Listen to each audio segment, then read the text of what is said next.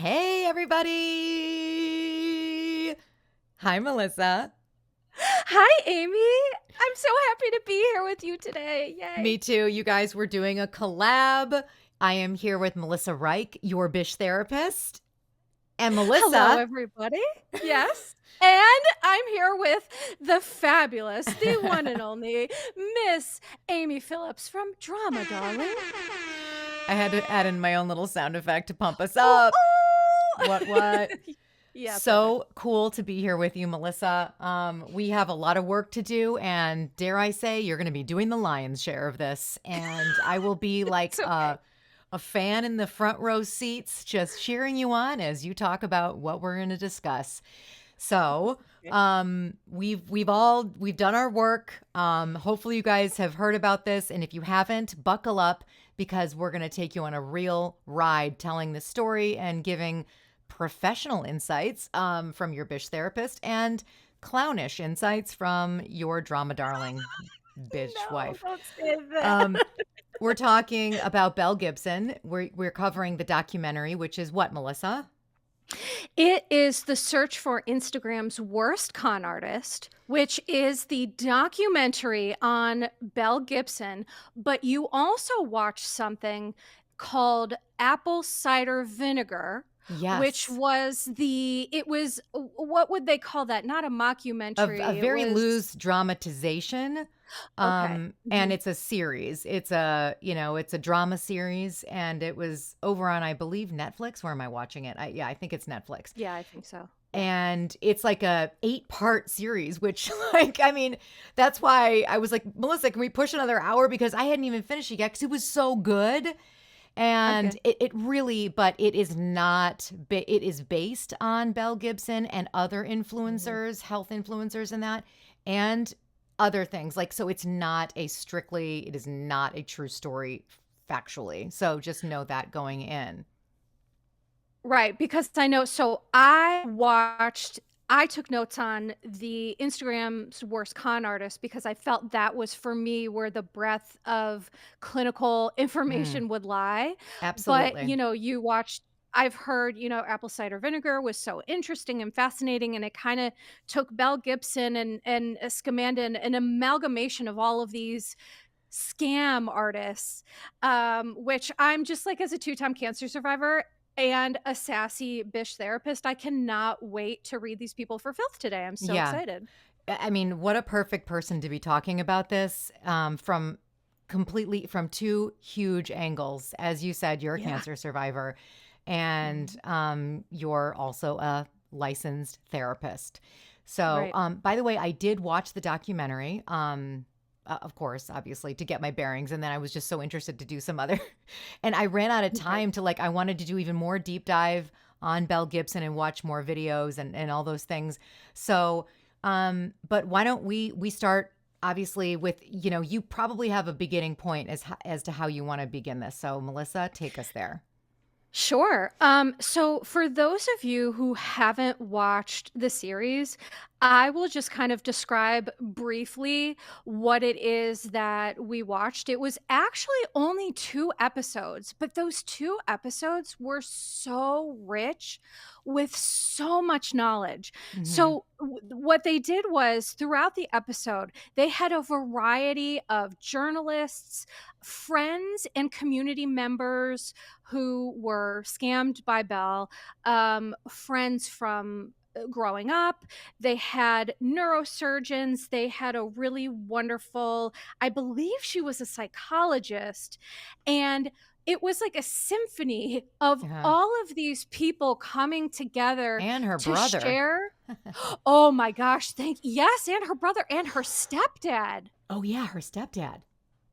Yes. So her mom unfortunately passed away, but the Yeah. brother and the stepdad, who I would argue are her harshest critics, Yes. um, everyone was interviewed, and it gave puzzle pieces to this bigger picture of what is this about? Because Amy and I talked off air about, you've talked about Scamanda with Emily Mhm. and some other Yes. darling.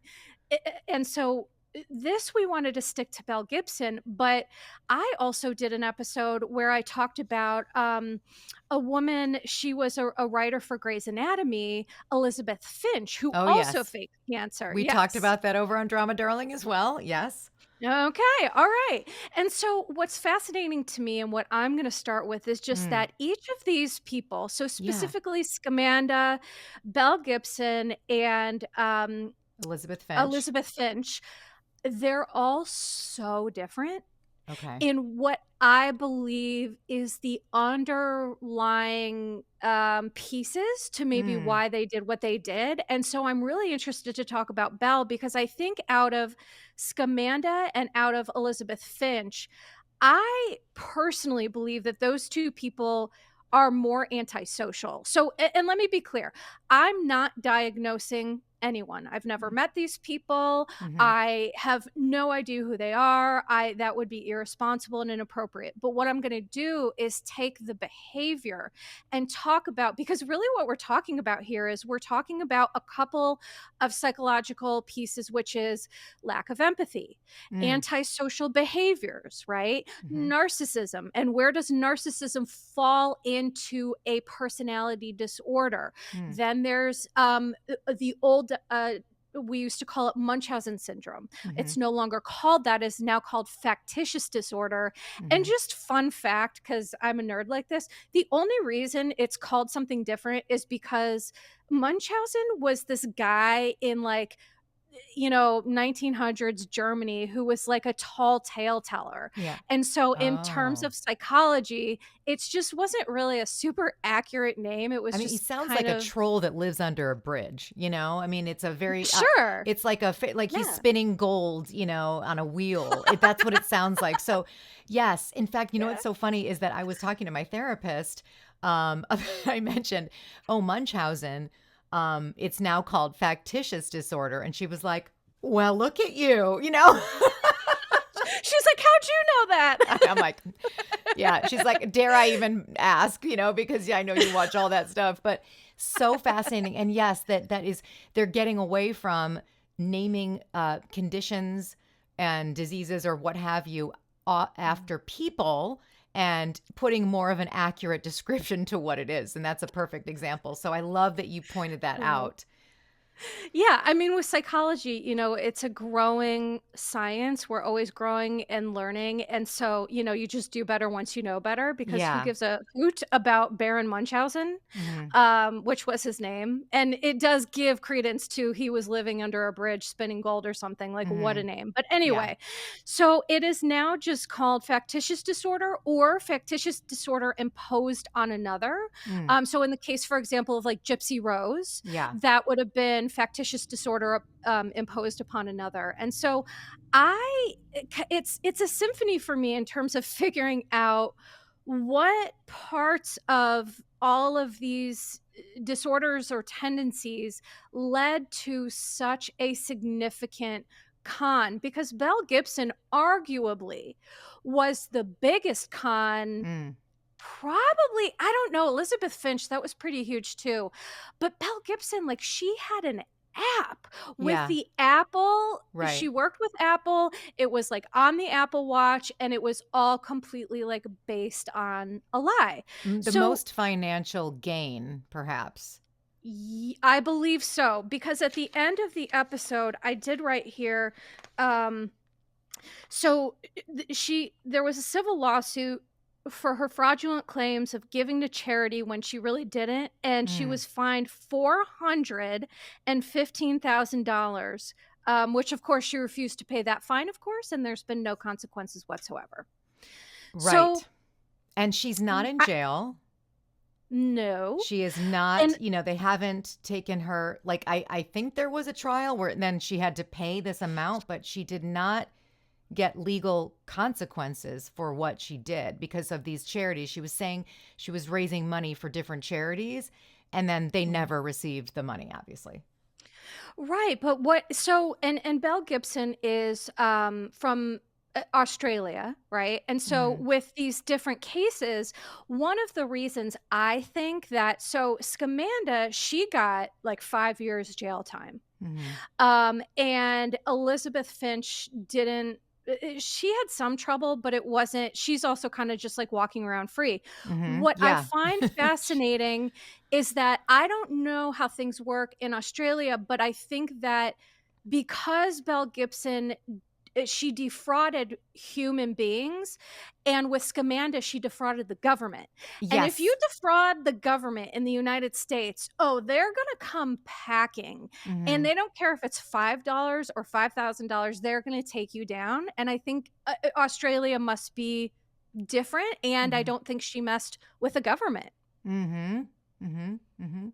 Yeah, because So that's she wasn't even, like, licensed. I mean, she didn't even have an actual charitable organization set up to even defraud. So, like, the money didn't even right, go into an actual company that's a charitable organization. So, right. maybe there was some loophole in there where they couldn't quite get her. Seems worse almost, but anyway. Well, it Um does seem worse because 'cause you're taking money from real people who, Mhm. needed, help and aid and charity, like, people who were really struggling. So, Mhm. I guess, how I'll lay this out is for me, I also understood watching this some things that maybe other people don't because I am very fully integrated with the cancer community.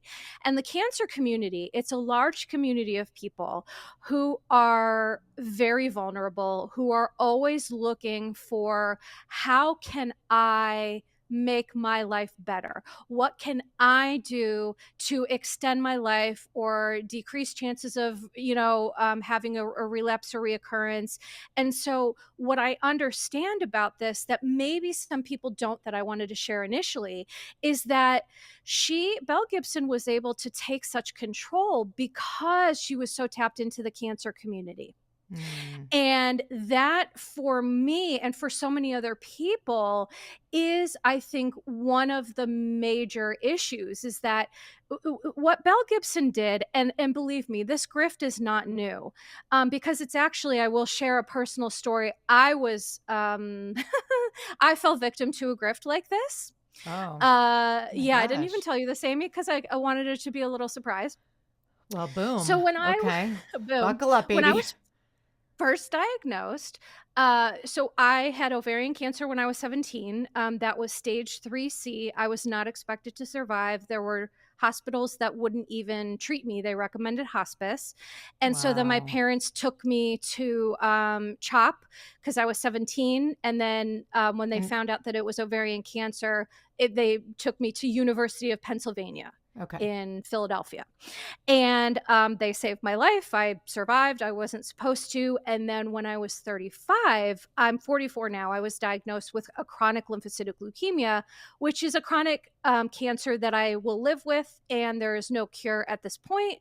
But medical technology has been great up until this point. If there's no interruptions to that.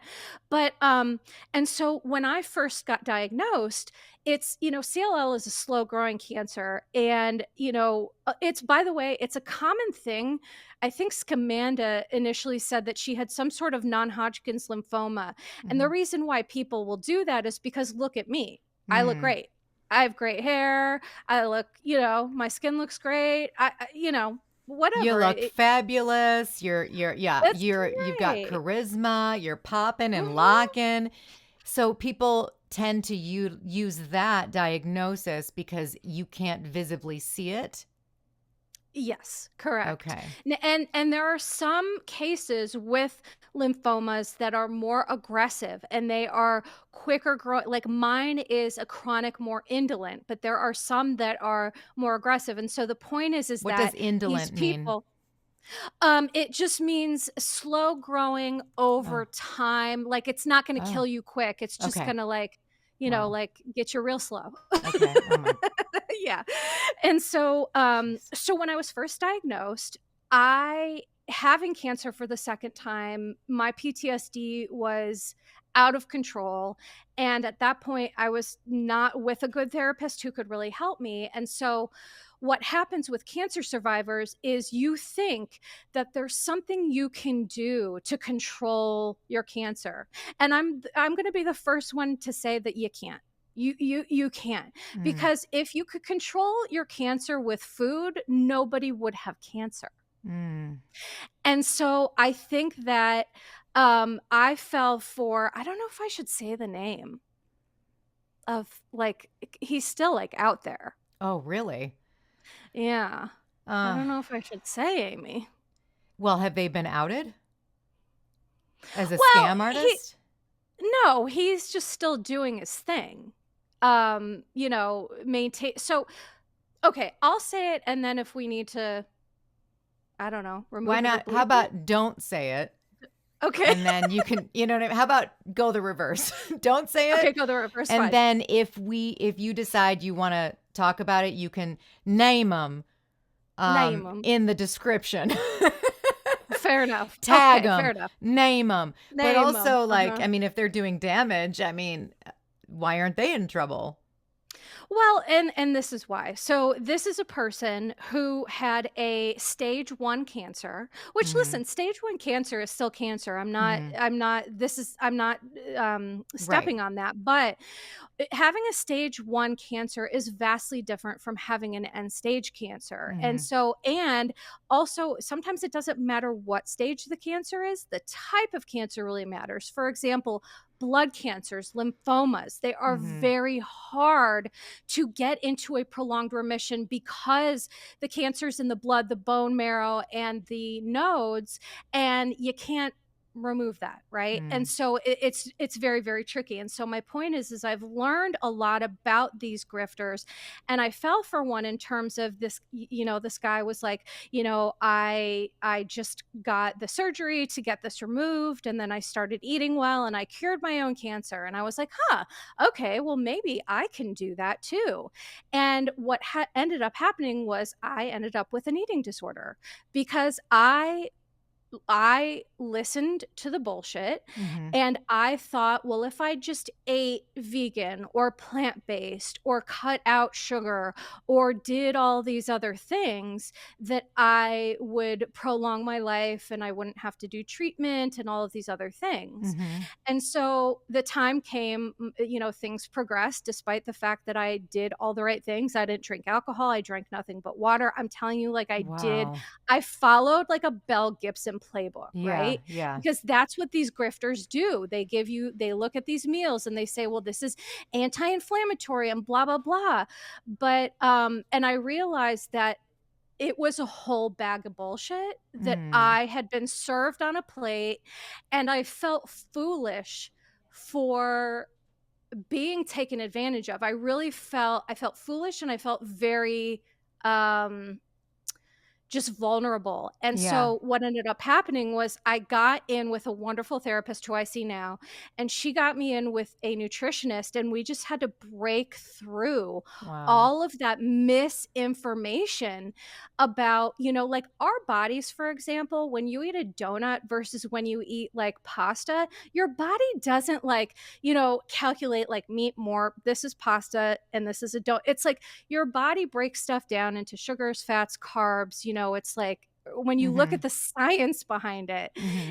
you kind of take away that mysticism. But so for me, this is really personal because I did feel duped, and I did feel I was really messed up for a long time because I had convinced myself that I can't eat certain things. And so I'm here to tell people, if you are listening to this and you Mm. have cancer, you're a cancer survivor, eat the donut, eat the cookie, eat whatever it is you want, all things in moderation. Mm. And there is not one right thing for every single person. Individuals are unique as snowflakes, physically, mentally, emotionally. And so it's finding what works for you. But what sometimes happens is people get discouraged by, Belle Gibson was saying, well, I don't drink alcohol, which was a lie. Hmm. She did. I had stage 4 brain cancer. That's what Belle Gibson said that she had. So just to Mhm. be clear, she said she had a stage 4 brain cancer. She was diagnosed that she had 4 months to live, Yeah. and all of a sudden she started eating healthy, and Mhm. you look at her and she's the picture of health. She look Mhm. much like me, right? I mean, picture of health. She looks very fit. She looks, and so everyone would look at her and think, wow, look at what this woman's doing. Mhm. So what she did was she played with people with cancer, their emotional experiences, to say, you need to just work harder. Mhm. Buy this app, make this meal. You're not working hard enough. And the fact is that cancer is a very formidable force. It doesn't give a shit what you eat. I mean, food is medicine, right? That it does matter, but cancer does not Mhm. care. And the whole Period. pantry idea, which by the way started, I believe this was around 2013 that she started posting, Yes. right, on Instagram. And now correct me if I'm wrong, but it seemed like, the if you want to call it an addiction, it looks like an addiction to attention that she had been trying to get her whole life with a lot of these, cry wolf health situations. Mm. And she found a platform where she could start getting the attention that she needed.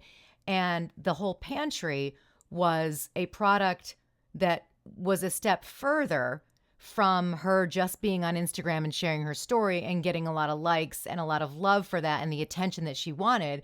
But then she monetized that into an enormous huge thing, which became her brand, which we know she Right. started another brand before that and that didn't work. And so then this almost seemed like a business plan that matched up with who she was as a fraud that's been bubbling underneath the surface from the get-go. Absolutely. It was like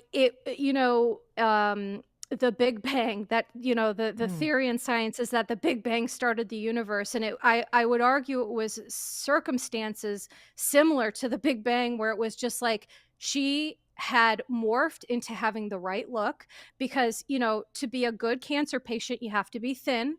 God mhm, forbid you have any weight on you, which is mhm, also bullshit. mhm, You know, thin privilege is very real. She had blonde hair, she had hazel eyes, she had she was, by all accounts, attractive, and that does make a difference as well, right? When you're mhm. buying a health and wellness app, she reminds me of like Gwyneth Paltrow a little bit. She had that Gwyneth Paltrow goop sort of shtick going on, Mhm. and I think that it just caught fire so immediately, because what's wild here is that she seemed like she was just a good business person. Like, if Yes, she could have that's left right. the lies, her Right. pictures were gorgeous. The Instagram was gorgeous. The app was amazing. It was preloaded onto the Apple Watch in 2014.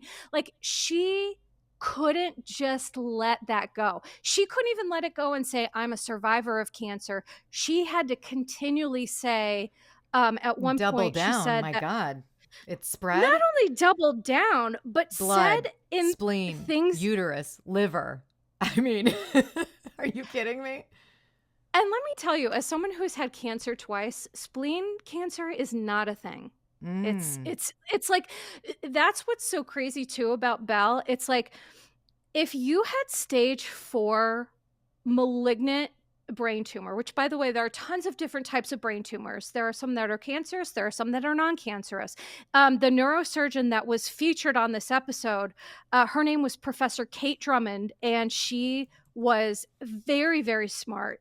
And Mhm. she basically called out how insanely ridiculous it is to claim, like Scamanda, she was smarter about how, like, she claimed, certain things were happening that maybe could have happened.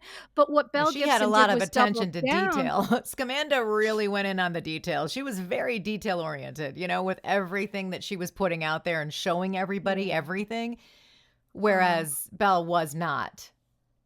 Right. And so for me, I feel like with Belle, there is a mental health component here that I don't think Scamanda or Elizabeth Finch have at all. I think Oh, they're interesting. both antisocial. I think they're both people who, theoretically speaking, again, I don't know them. I think that women are so frequently like written off as the gentler sex, or like especially if a woman is attractive and thin, it's like, oh well, you couldn't be evil. Women are just as evil as men. The difference is they get away with it because society doesn't like to hold pretty women accountable. They don't. Mm-hmm. And so I think that with Belle Gibson, this neurosurgeon said, there was a particular word that really stuck with me, and said that if she was saying all these things that were happening, she would be moribund, which is a clinical term for in the state of dying. Mm. And when, like, I've been dying before, I know what that feels like. And Oh my so God. you wouldn't be like, having this glossy, glorious hair. And, when people have brain tumors, and it impacts like the way that their eyes move and things, like it just impacts so much. And so it was just really apparent that she was lying, but then she doubled and tripled down with the most absurd claims on the planet. Like, spleen cancer isn't, that's not a thing. Hmm. And uterine cancer would be called something like uterine cancer. Was it cervical? Was it uterine? Was it, like, so there's just these things when you're in with the cancer community, you have a really good understanding of. And I think that's why people got so angry. It's because people could have died from what Belle did. I'll give you another example. My parents, when I was 17, they took me to a Reiki specialist because, things were really bad. And the Reiki specialist suggested I don't do chemotherapy. I just do Reiki. Wow. Wow.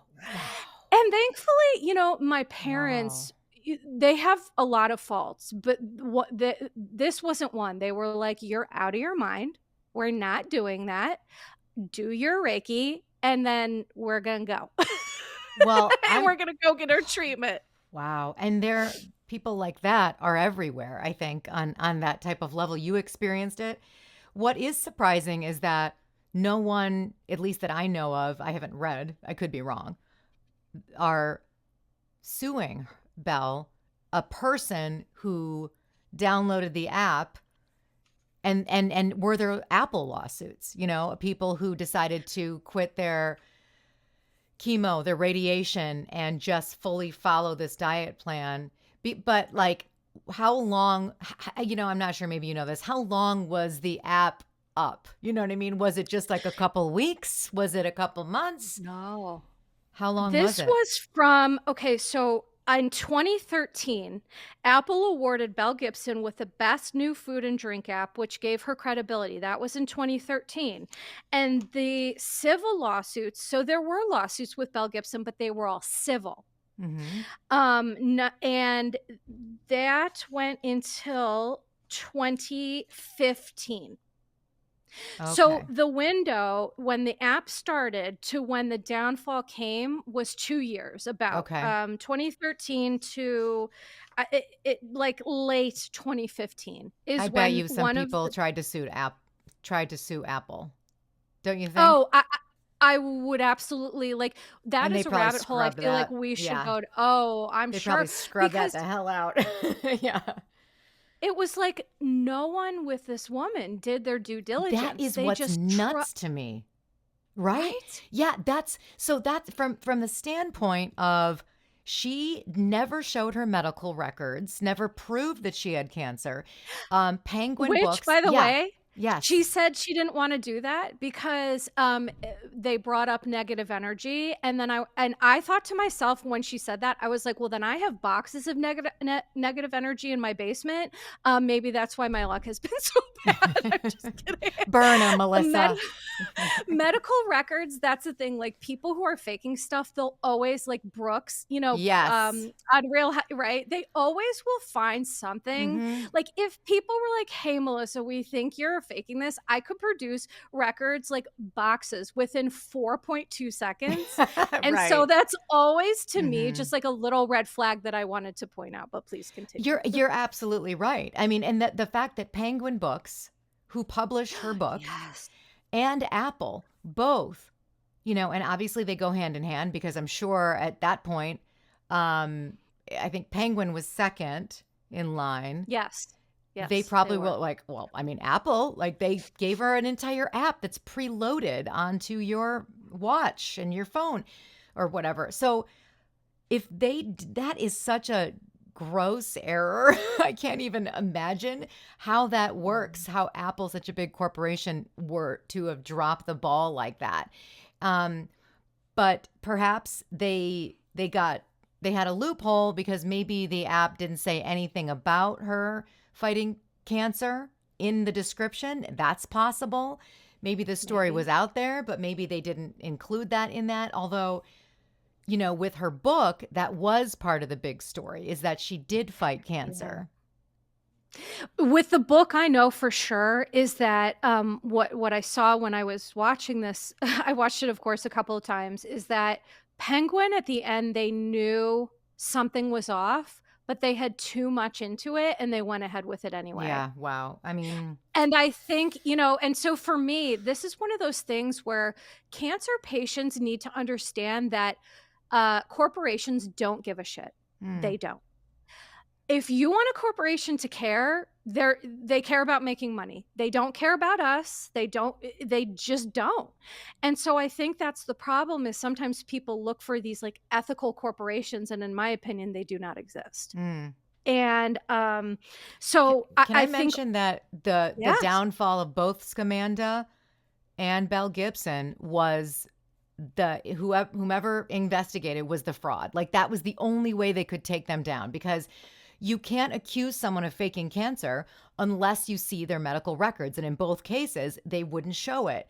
So in Right. the Scamanda situation, they got her on fraud for, getting money from the church, getting money from Mhm. people, and that's how they took her down. And the same with Belle Gibson, that it was the charities. That's how they get them. Right. And because even Right. still, you can't, even if you've got a million people screaming, and including family members, you don't have cancer and you're faking it. There's nothing anyone can do about it because you can't get their medical records, which is Mhm. amazing and also terrifying, because you know Right. that, yeah, yeah. It's like how, I see how this happens because, and that's the other thing, whenever I tell people I have cancer, I kind of get like the head tilt and the sad little face, and people are afraid to confront it, and so it's like people knew that what Belle Gibson was saying. She had a friend there were a couple people in this specific docu-series. Her name was Chanel, and Chanel was a friend and a community member of Belle, and Chanel was the first person to say, wait a second, this doesn't add up, something isn't right here. But you're right, to your point, unless you do something where it's not illegal to lie. Number one, Hmm. it's not illegal to misrepresent yourself. The laws around this are very murky. And until you do something to like mess with someone's money, which unfortunately that's not the only thing that matters, but that's sometimes the only thing that can get people held accountable. But Hmm. Chanel, I give people credit for looking at this and saying, wait, this doesn't make sense. In fact, the friend noticed that when Belle, there was a couple month period where she insisted that she was in remission, and then she claimed that everything was back. And it was like her child. I found this so fascinating, and I just wanted to mention it was her child's birthday party, Mm. Belle's own child, Hmm. and she faked a seizure Yeah. at the child's birthday party. And then when someone said, hey, we need to call an ambulance, she like came out of it and she was like, no, I'm straight. Let's have some cake. Right. I'm straight. And Chanel was like, Uh-huh. what's that? That's Yeah. definitely not how this is supposed to Right. work. Psych. But the Can thing is, so like, no, please go ahead. Well, I don't want to disrupt the flow. I do want to ask you about how shocking it was for me to find out that she actually had a son, and I also want to talk about her mom and her upbringing, because the only thing that I found really interesting about the dramatization of this story that was inspired by and in apple cider vinegar was that by the end of it they really made it look like, it started in her childhood. obviously. And Mhm. her mother was a terrible, neglectful mother, and Right. she did not give her the proper care and attention, and that Belle kept making up these big things to get her attention, and her mother didn't care, even when she was like, "Mom, I just had a heart attack," or like, "I just went to the hospital," and because and her mom was like, "You look fine to me," I mean, so do you think that it came from that, not having the attention from her mom, and it just became part of who she is, and it just became and merged in with an occupation? I mean, because she was very young when she did all this, by the way. She was like 26, right? When she did this app. Yeah. I mean, that's Yeah. like that's very, very young. And Mhm. you're ripe to pull a scam. You got all the energy in the world. Right. You can tackle Yeah. anything when you're young, right? So she was at the peak of her scam time.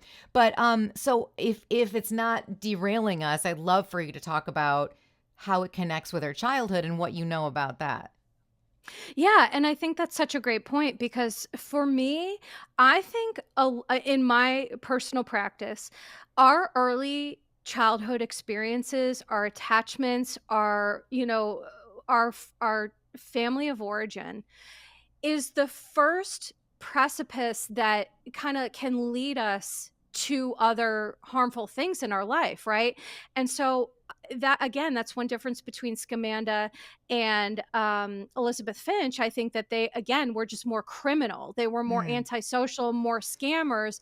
But Belle, I feel to your point, it came from a very inconsistent childhood where she wasn't given the attention she needs and deserves. And so what happens is all human beings, we need love, we need attention, we need support. I mean, there are really few things we need in this world outside of like connectedness, love, and support. Like, those are our main, and safety, right? Those are our mhm, main needs, especially when we're children. And so, what children do is they learn to get their needs met. And then it becomes, I think for Belle, it became what I would call a maladaptive method of coping. So she tried everything she could to get the attention from the one person in the world who she's supposed to get that attention from. Our parents mhm, are the only people in the known universe who are the only people responsible for giving us unconditional love and positive regard. And so when we don't get that from our parents, that's where the maladaptive coping comes in terms of telling these little lies. And then, oh, maybe it gave her a bump of attention. Maybe someone said, "Oh my gosh, we're so mm, sorry. Are you okay?" And right. I think for Belle, it did, to your very good question. It started, the seed was planted very early, and then she just, you know, I talk about epigenetics a lot, where epigenetics is where our genetics meets our environment. And there are certain things now that we know scientifically where we may be born with a predisposition to a certain gene drug and alcohol addiction or, criminality or what have you, but the environment turns that gene on. And so it really is a complex symphony. I keep using that word, but to me, that's the best word to describe how this happens. It's a complex symphony of all the right things to create this human being who's so desperate for love, support, and attention And that that's she the keeps sad part. looking for it in the wrong rooms. Right. Yeah, and that's the Yeah. really, really devastating part of when having a mental health condition, is that it started somewhere. For the most part, I don't know, not maybe not Hmm. everywhere, but that it starts from abuse, neglect, all the terrible things, and that's where I come in and I'm like, I want to have compassion for this person, but like, Hmm.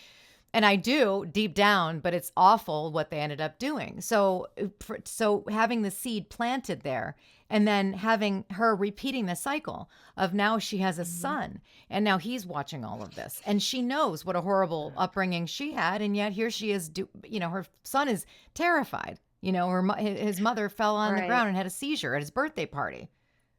And, and so back to that point is that look at the circumstances of that, right? So Belle is in such desperate need for attention that when her own child is getting the attention that she so desperately wants, she can't handle it.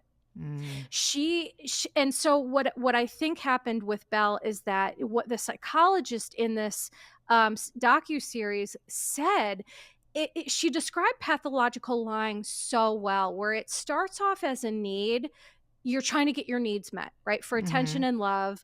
And then it just like snowballs, because the thing is, like, one lie leads to another lie, leads to another lie. And make no mistake, I mean, Belle Gibson, there is pathological lying for sure, that I think just snowballed, and I think that she didn't know how to stop it. And the Mhm. problem is that any regular grifter would say, "Okay, so I got away with it. People think that I'm a cancer survivor. I have this app. I have all this. Let me just go ahead and run with that narrative, but just Right. like leave it Quit while be." you're ahead. But like a gambling addict, you're not gonna leave the casino with all the money you just won. Correct. And that was for me where Belle Gibson, like Scamanda and Elizabeth Finch, I'm going to be frank, I want to punch them both in the face, Mhm. like so hard. If I Oh, just, yeah. I would never, but like I really do just want to just give them one good punch. Belle, I feel sad for. I do feel this sense of like, she is not mentally well. Even the way that she talks, Yeah, I wanna um, ask you about that, like the interviews and that we all the stuff that's online. When you're watching her, Melissa, well, actually, you know what? This is actually a great time to take a break. So hold on. When we come back, we're going to talk more about Belle Gibson. And this is an amazing collab with your Bish therapist and drama darling. So we'll be right back. Thank you so much. We are back. Thank you for listening to the ads. Because of these ads, we are able to do what we do. So thank you for supporting our shows. Okay, so yes, Melissa, thank you. when you are watching the interviews, the 60-minute interview, I don't know if you saw the practice interview that she had with her with the Penguin people, Mhm. all that stuff. What are you looking at? How do you size that up? So she has this way of speaking that one of the journalists used the term, and I'm going to use it because it's a big word, but it's so descriptive for what she's doing. It's called obfuscating. And to obfuscate means to take a question and to muddy it around because you don't want to give a direct answer. You don't know how to give a direct answer. You don't know what, you have no relationship with the truth. Belle would do this obfuscating thing where she would talk about something else and she would ramble and just go on and on and on. And so I actually, in psychology, when you're doing assessments on people, there's something called affect. And our affect refers to the outward expression of emotion as observed by others.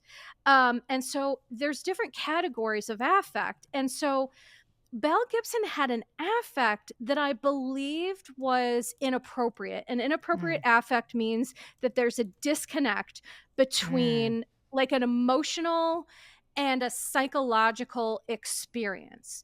And I could tell that she had a very, I don't know if I would call it inappropriate, or I would call it a labile affect is another descriptor for when, like, for people with bipolar disorder, when they're kind of up and down, that's kind of hmm. known as labile, or Oh. kind of, shifting in and out of moods. And so I noticed a lot of very odd affect from her. And the way that she spoke gave me, it just, I'm going to be honest, it reminded me of doing interviews with people who had psychosis.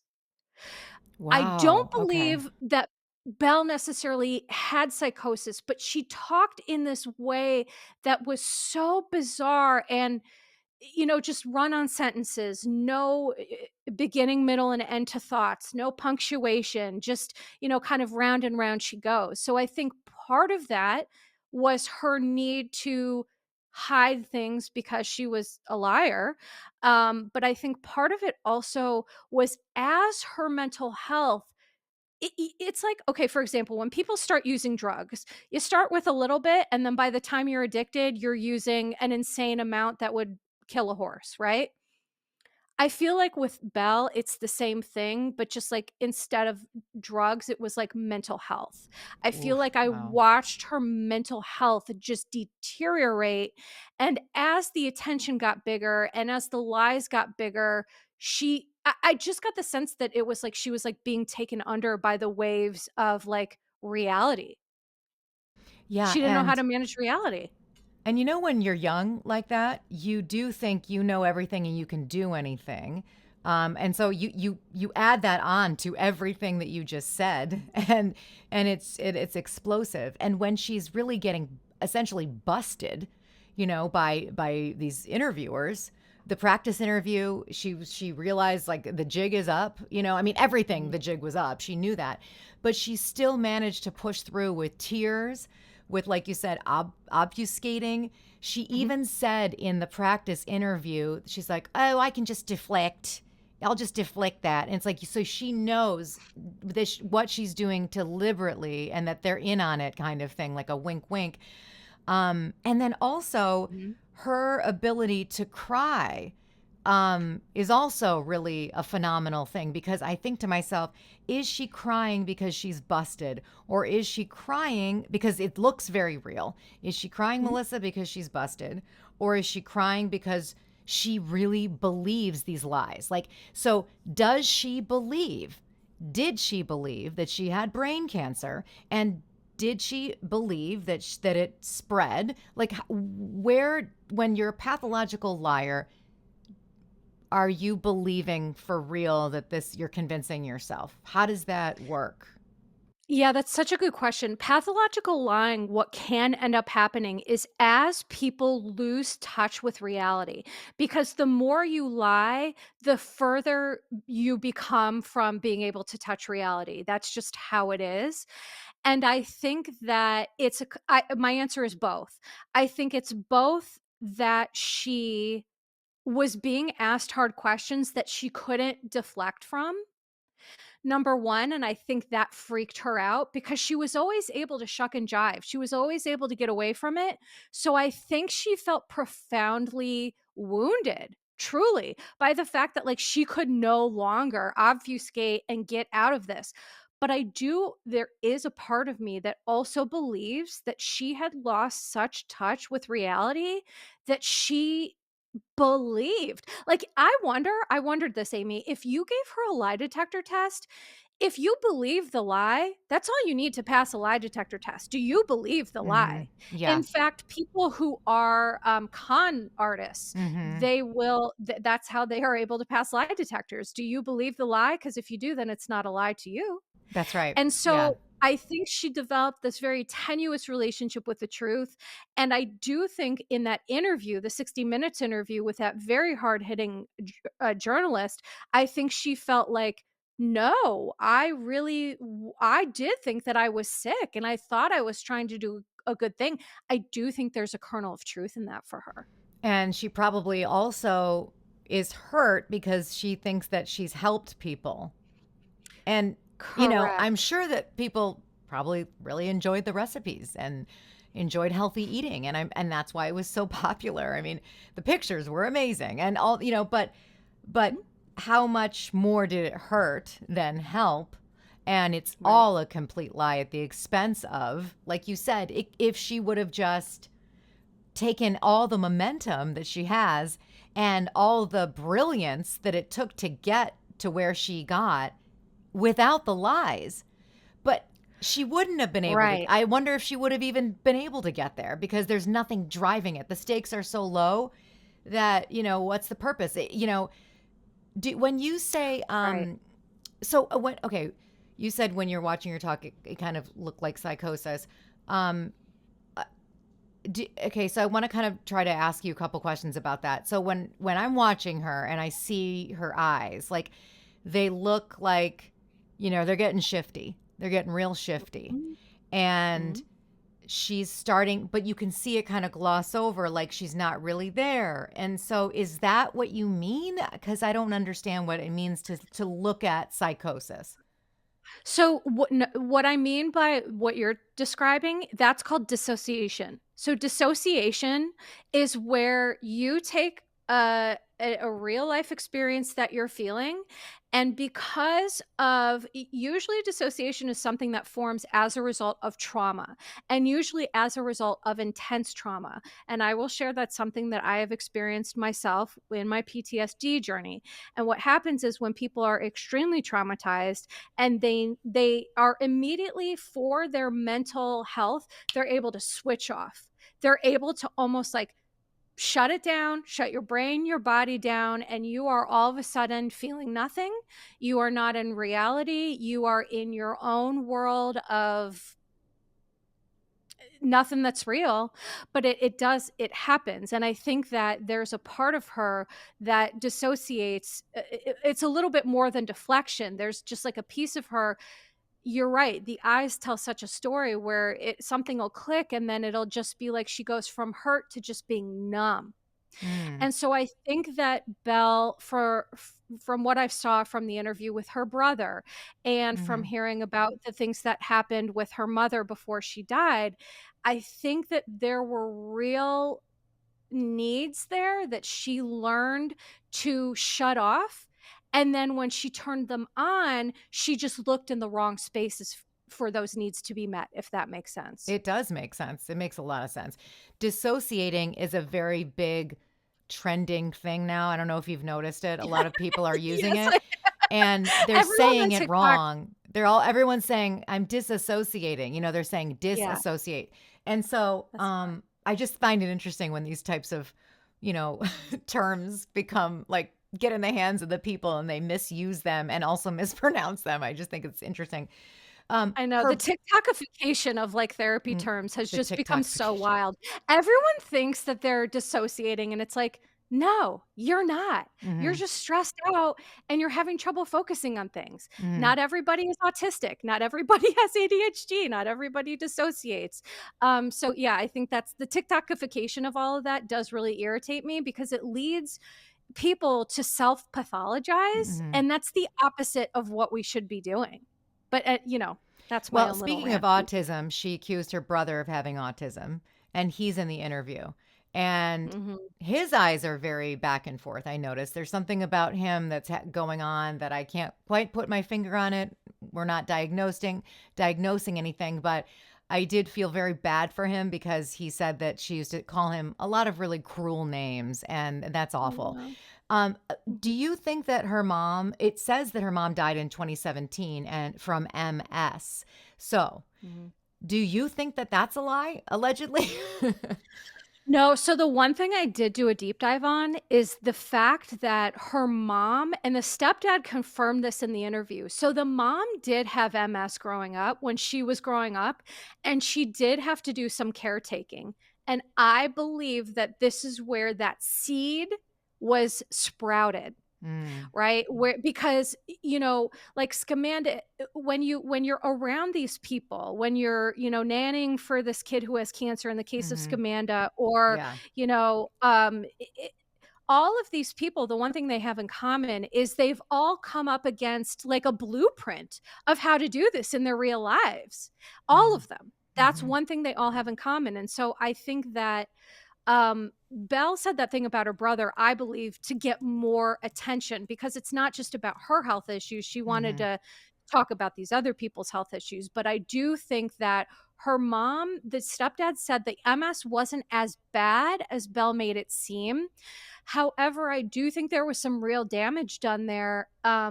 In terms of her little psyche, learning like, oh, well, when you're sick, people bring you food. Well, when you're sick, people give you attention, which I just have to say, side note here, Mhm. the thing probably that makes me the most angry watching all of these is that I get zero attention. No one gives two hoots. No one brings me meals. No one has given me $1, which by the way, I wouldn't want it, right? Like if people are asking for money, that's also kind of a red flag, but like no one has ever done anything like any of this for me. And I'm like, That's what I think also angers cancer survivors, is that most of us don't ever receive this level of Right, support. And when you're right, right, right. and that really is the currency that matters most to us. It's Yeah. not money, it's Mm. support and Yeah. love. And so when these people are getting so much and we get like nothing, it's like, Mhm. what the hell? How is that Mhm. fair? Yeah, it's not balanced, it doesn't make sense. And No, also I the could people use who some really have meals. All right, I'm gonna send you some Factor meals with my code DRAMA. Just Oh, I kidding, I'm love that, joking. love that. No, I you want a casserole, you know? I mean, you're like Vicky Gunvalson, you Yeah, just I'm wanted like a Vicky. casserole for Brooks's Can fake someone cancer, but exact you're actually a real exactly, person. Ooh, exactly. interesting. Mhm. Yeah. Yeah, but, so I think that, Belle definitely learned at an early age that if you wanna get needs met, it has to be through sickness, because the other thing with Belle is that when one of the journalists did a deep dive into her, they found out in 2009 she was on this skateboard forum. And for Mhm. people listening to us, unless you're our age, you're not going to understand the crazy early aughts, like internet, whatever it was. It was such a Wild West, bizarre time. Mhm. And she was on this skate forum. It was called Skateroo. And one of her former friends on the skate forum developed a brain tumor, the same one that she went on to claim that she had. And Oh, so right, mhm. right, right, right, right. I forgot about that. Yes, but look, Whoa. here's my point. So, Belle went on these skate forums after, and by the way, this the friend died, because when you really have a brain tumor that's stage 4, you don't survive it. There's no surviving. And so her friend died, and then in mid 2009, after the friend died, she started posting crazy stories about needing open heart surgery. And there was something just so little that stuck out in my brain. She would write on this forum to the skater guys about, if you don't send me flowers, you're dead. Whoa, really? Yeah. And here's what I'm pointing out about this is like, I don't know if you know anything about the skater community, but like they're not who you go to for support for health issues. How dare you categorize skaters as being cold-hearted? Oh, Melissa. No kidding. No, no, no, no. Listen, I hung out with skaters in high school, but what I mean is that they're Right. not the most No, they're not a emotionally right. supportive group of folks, is my point. They And wanna so it's like, shred, okay? Leave them yeah, alone. Mhm. they wanna smoke weed, they wanna drink their 40s, they wanna shred, they wanna, Mhm. whatever. God bless, do your thing. Who cares? But my point is that Belle kept finding herself in rooms, quite literally, where she didn't belong. And then she just happens to Mm. stumble upon this app, and then I just think it gave her her Mm. whole life what she was looking for, but also the skater part. Did you see pictures from her back then? She was like Yes, a the totally black different. hair and yeah. Yeah, she looked like, an early aughts emo skater chick, like Yeah. black hair, the blunt bangs and like, party, that sort of thing. And so what I gathered from that too, which was so interesting, is just that she's been trying on personas, because Belle Mm. doesn't know who Belle is. Yeah. She really has some serious identity issues, Mm. because anyone who can kind of go in and out of identities like that is looking for something, Mhm. usually. Yeah. And listen, teenage years, that's a totally Right, that's what appropriate you thing. do. Yes, absolutely. Yeah. But But if in you're an carrying extreme that mallet, right. and right, and so this is where a tendency kind of turns into disorder, when it becomes like this maladaptive pattern that it kind of worsens over time. So that's where Mm. like a narcissistic trait or tendency, or like antisocial traits, maybe will cross into disorder. That's kind of the defining characteristic. Mm. And this is another great time to take a quick break. I would be remiss if because we were talking about brain tumors, but you know, our very own Bravo personality, Teddy Mellencamp, who has said she has Mm, stage 4, yes. cancer, and now Mhm.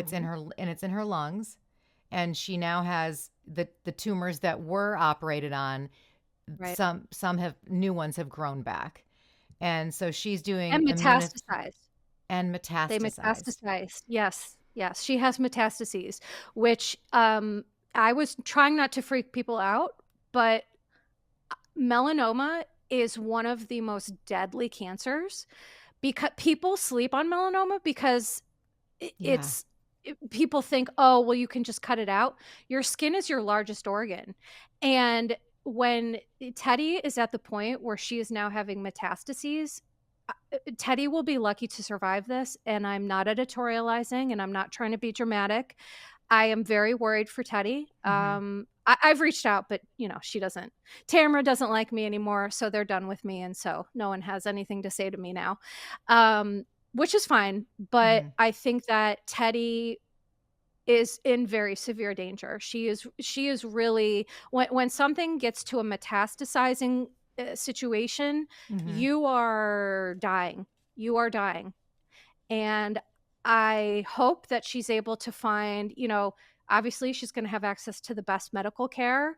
But it's one of those things where going back to real serious stage 4 cancer stuff, there's nothing that she's going to eat. There's nothing that she's going to drink. There's nothing that she's going to do Hmm. other than have to get really important actual medicine, chemotherapy, immunotherapy, whatever it is. People say, well, chemotherapy, they don't want to do that because it's toxic. And it's like, well, you know what else is toxic? Being dead. Yeah.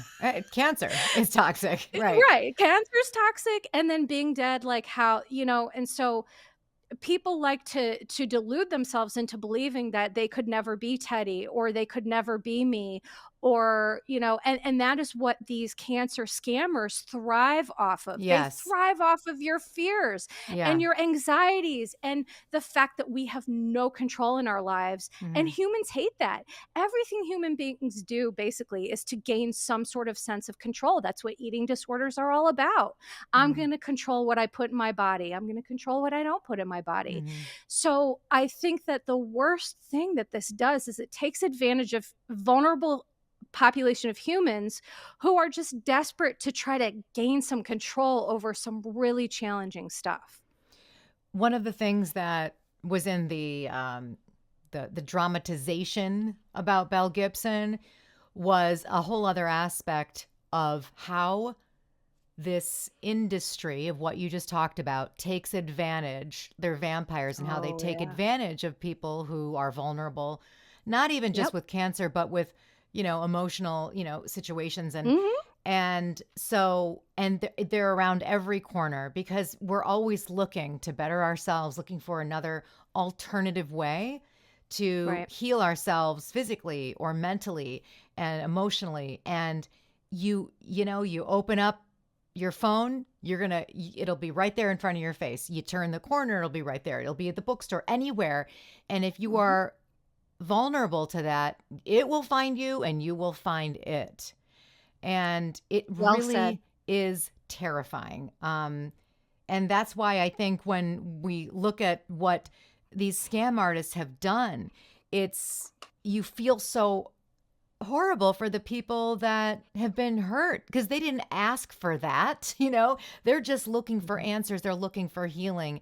And it's like, wolves and sheep's clothing, and That's it's exactly right. terrifying. And and that's why I'm glad I have a very loud voice and a platform, because I want people to know that I was one of those people who was fooled. I was one of those people who was harmed, and I have committed my life to making sure that I advocate for myself and others so that never ever happens again. I want Right. everyone listening to this to know you can't eat your way out of this. You can't juice your way out of this. I just want people to try to be their best selves and not fall prey to this. But it really is so easy when you're so vulnerable. And so, Mm. if anything, too, sharing my story, it just helps to validate maybe some things that some people are going through. People look at me and they think, oh, well, you're really smart. Well, I felt for it too. And I am smart. I take in microbiology. I know It has that some nothing of to the do things, with intelligence, you know, it's no, no, it really mm-mm. doesn't. And because everybody's looking for the thing that you were and what everyone looks for is Right, an right. answer. And Um, that's right. A way to just like, and mhm, not just people who have cancer, people who are right. healthy. Like, how do Yeah. I prevent this? Yeah, How do I exactly. age gracefully Mhm. and, keep, my health and the health of my family? And so it's such an area that is so rife for scammers. Mhm. It just makes me crazy. And so for me, red flags Yeah. are if people are asking something of you. I think that's really important to note red flags. Like, Okay. if all of Let's a note sudden them. I went on my podcast and I was like, hey, contribute to this, or hey, do this, or whatever, like, I'm giving information for free because I actually want to help people. When you go on Instagram and you see these therapists or these coaches that are like, well, buy this. And it's like, I mean, okay, listen, we all have to make a living, but I think what I'm telling people is you have to be so thoughtful and run it by somebody. That's the other Mhm. thing, is because this happened to me because I was isolated and alone and I didn't want to share with anybody my fears and my stressors. If you share with someone, hey, this is what I'm afraid of and this is what I've been doing, people, like, if you're stuck in like a little area of being blinded by something, people outside can see and help pluck you out of it. Mm. And that's why it's so important to have supports, for things like cults too, right? To have Yes, people to say, mhm. yeah, I immediately you thought know, of that. Yeah. yeah, I think if you have good, trusted friends, loved ones, people who you can really trust to say, hey, here's what I'm thinking. And then they can say, you know what, that's a little wacky. We got to look at this. Yeah. Mhm. I think that's really, really important. Mhm. Um, but one thing I wanted to point out too is that one of the main indicators between, like, I know we talked about Belle Gibson, more framed as like a mental health issue versus like Scamanda, who was more like criminal. One of the major differences in what is like a mental health issue, which is versus what's like psychopathy. Psychopathy is a term for like sociopath, psychopath. The those are like kind of things that regular, like, the TikTokification has made really popular. But essentially, psychopathy, the one thing you have to have with psychopathy is lack of empathy.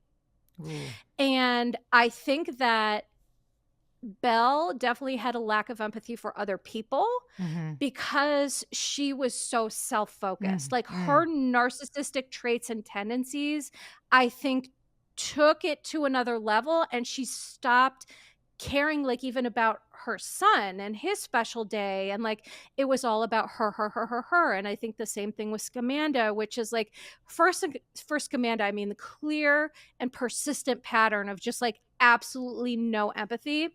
Um, Mhm.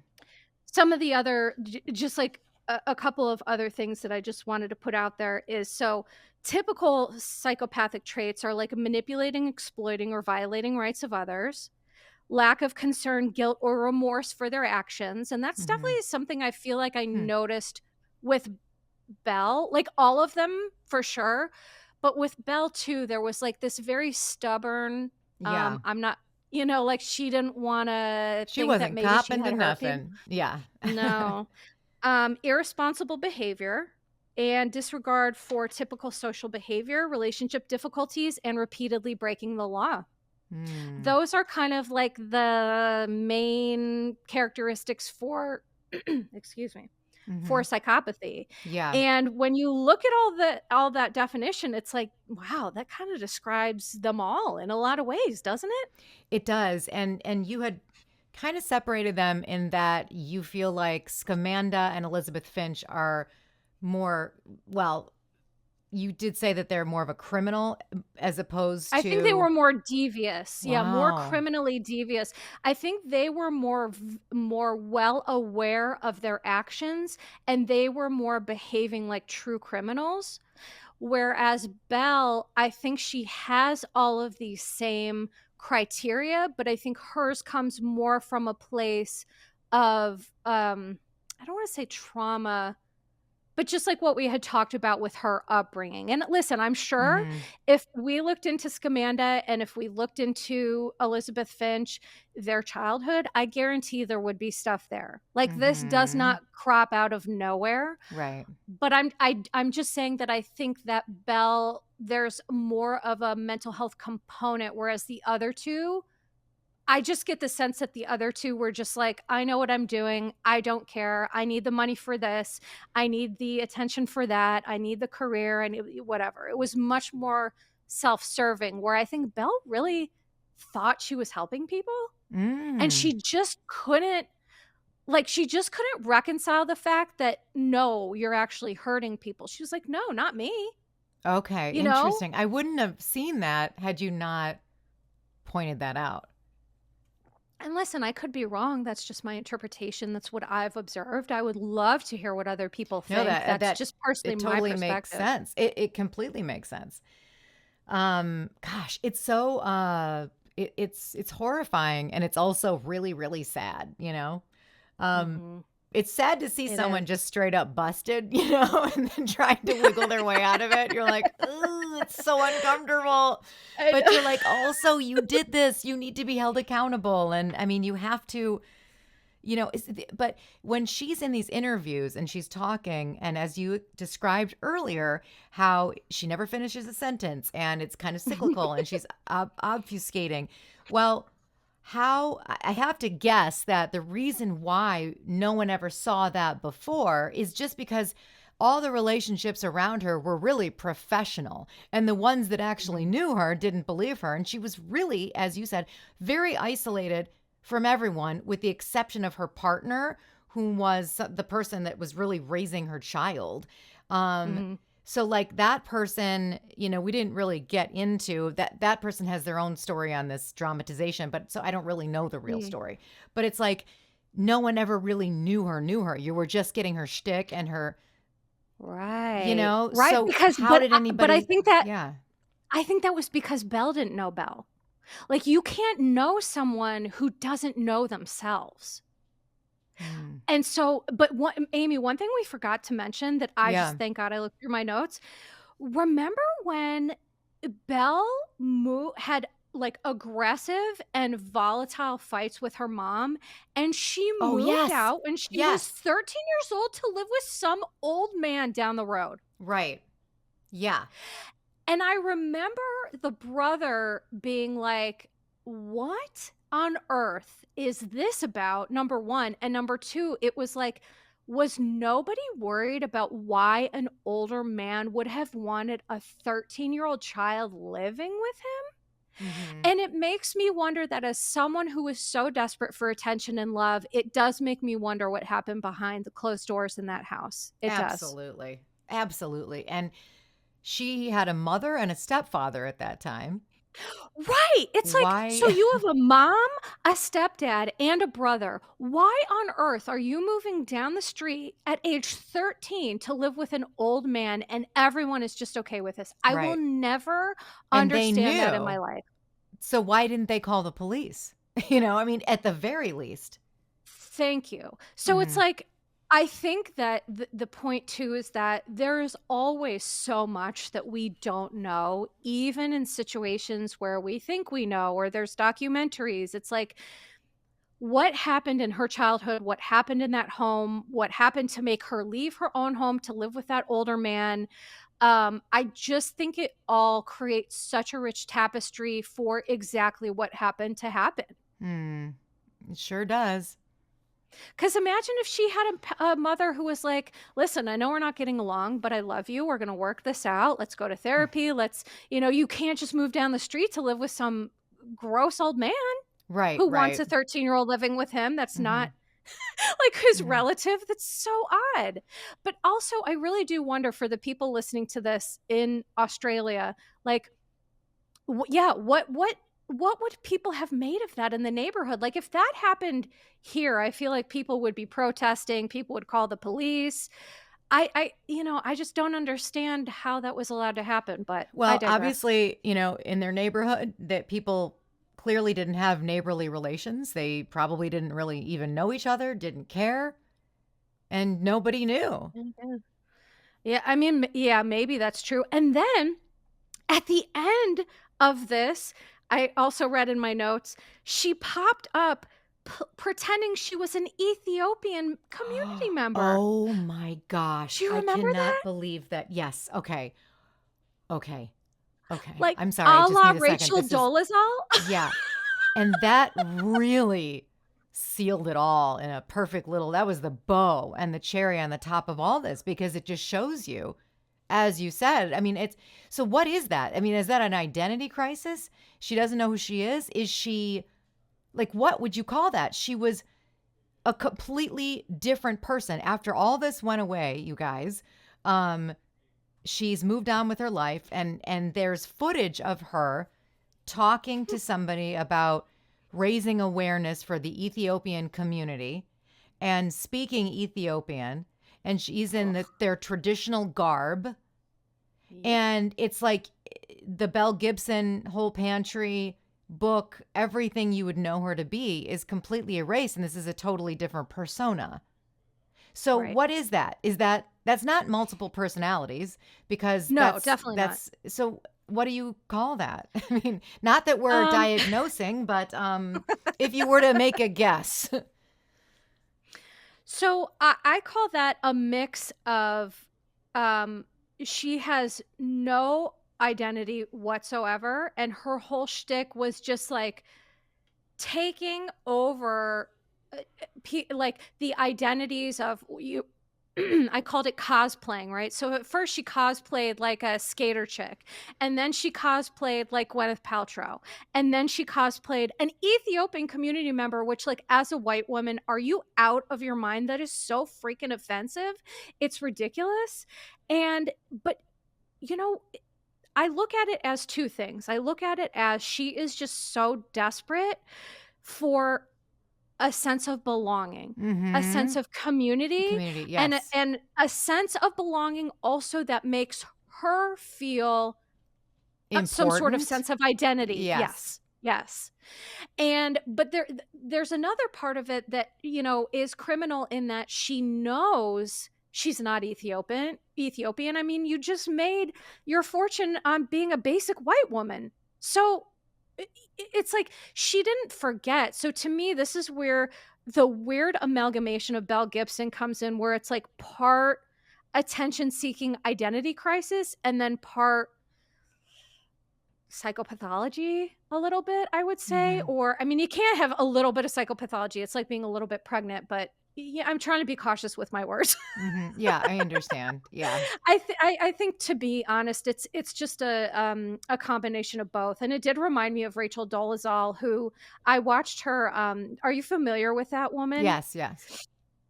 I watched her documentary, and it was Oh. interesting. And the only parallels I'll draw here is that Rachel Dolezal truly believes, like, she's a white woman from Utah, but she believed that she was transracial. That's what she said. Like, and being transracial, that's not right now a construct that is widely accepted in any way, shape, or form in the communities of, just like education, that's not an accepted theory. Doesn't But I exist, think, right? yeah. Okay. But I think that when it's like Rachel and Belle, they both have this odd thing of like, no, you can't tell me, like, this is how I feel. This is how I feel inside. I don't know. It's Mm-hmm. just, it's also bizarre. I actually makes me want to go back and maybe do something about Rachel Dolezal. But yeah, Belle, I think it was a mix of things, some narcissism, some psychopathy, and for sure some trauma and need for attention. Kids don't care what attention they get, if it's negative or positive. Like, if a kid is not getting love, and they're going to act out because they don't care if it's positive or negative attention. And I think Belle, sometimes I think it's the same thing. Mm. I don't know that she cares if it's positive or negative in any way, shape, or form. Mm. Mm-hmm. Mm. Well, why don't we, let's give last thoughts. And I mean, I think you've done an unbelievable job at this. I also don't want to leave anything off the table that you want to, to bring to it. You did do a wonderful job at explaining some red flags, which is a great way to wrap that up as well. Is there anything else that you want to point out from the documentary or from what you've discovered about Belle Gibson?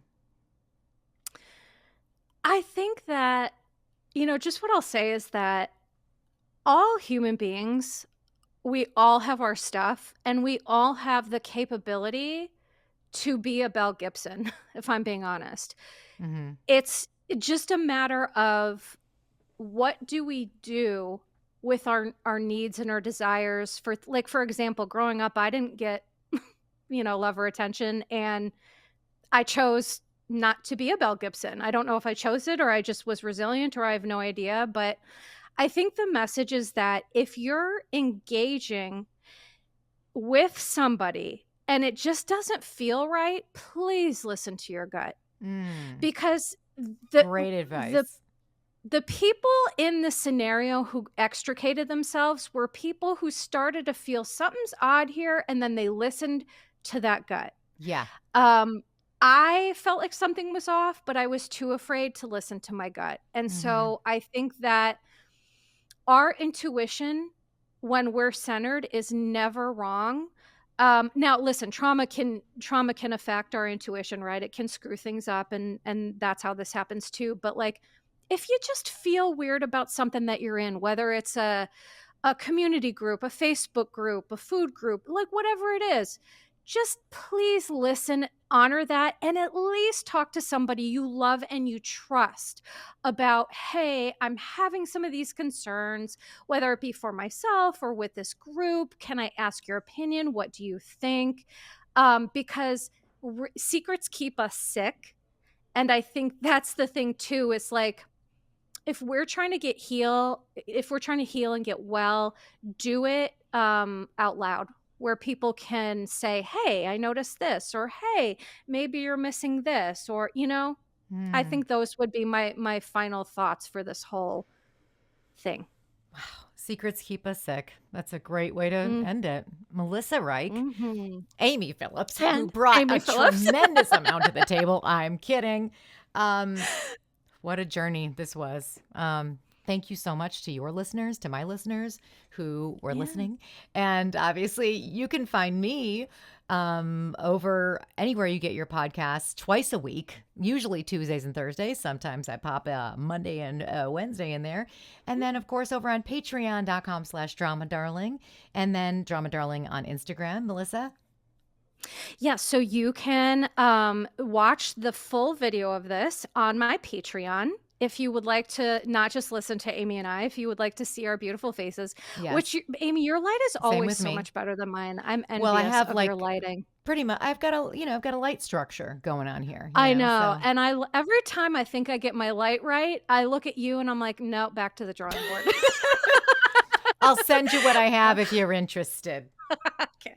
So please check this out on Patreon. Also, this podcast will be coming out on Tuesday. And you can find me everywhere on social media. Your Bish Therapist. Please check me out, especially Patreon. We have a lot, Amy, you and I, we have a lot of Darling Bish crossover. Yeah. Oh, baby, and so yes. People really love when we do this. But, Amy, can I ask you one last question? Yes. I am lying about everything. I am not a podcaster. And I am not a comedian. No, I'm kidding. Yes. Wouldn't that be wild? No. Yeah. I mean, I don't know what I could be lying about, but yeah. Yeah, right. Being fabulous. You're not lying about that. With the search for Instagram's worst con artist versus you watched Apple Cider Vinegar, I really didn't watch that. For people listening, would you recommend like one over the other? Oh, yeah, absolutely. Watch the documentary. I mean, because you're going to get the facts. Yeah, you got to go with the documentary.